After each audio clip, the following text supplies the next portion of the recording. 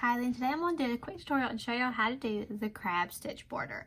And it's also known as the reverse single crochet, and here in a minute you'll see why.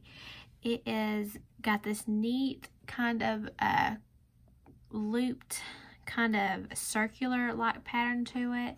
It's got a really neat look and texture. It makes a great border for blankets or even hats and different things, and it is very simple and easy to do. It is also, like I said, referred to as the reverse single crochet. So you basically just work a single crochet backwards. So instead of starting and going to your left, you will do it and go to your right and work the round backwards. Okay, so to do the crab stitch, all we're going to do is we're going to take your color of yarn that you want to use for the border, and pretty much you can pick up anywhere and decide to start. And I've made my loop. I'm just going to put my loop on my hook. And I'm just going to pull it through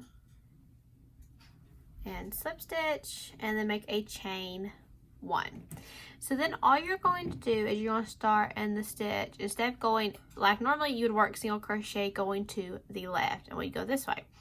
Well, to do the crab stitch or the reverse single crochet, you're going to work it just backwards and go to the right. So the stitch next to where we started, we will insert our hook, grab our yarn, pull up a loop, 2 loops, yarn over, pull through both loops, and that is 1 stitch. And right now it will not look very much like it, but as we go along it will start to form. So that is all you will do all the way around.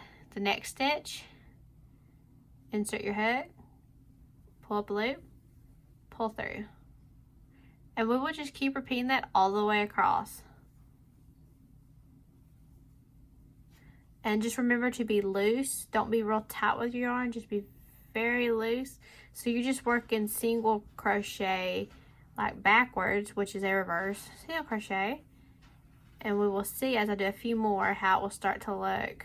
And you can continue around, all the way around, and it will grow to look even more like a border.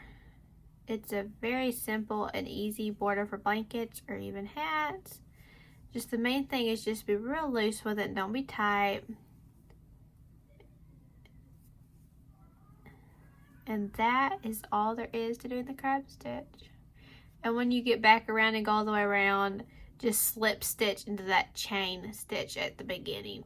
And that is all there is to doing the crab stitch.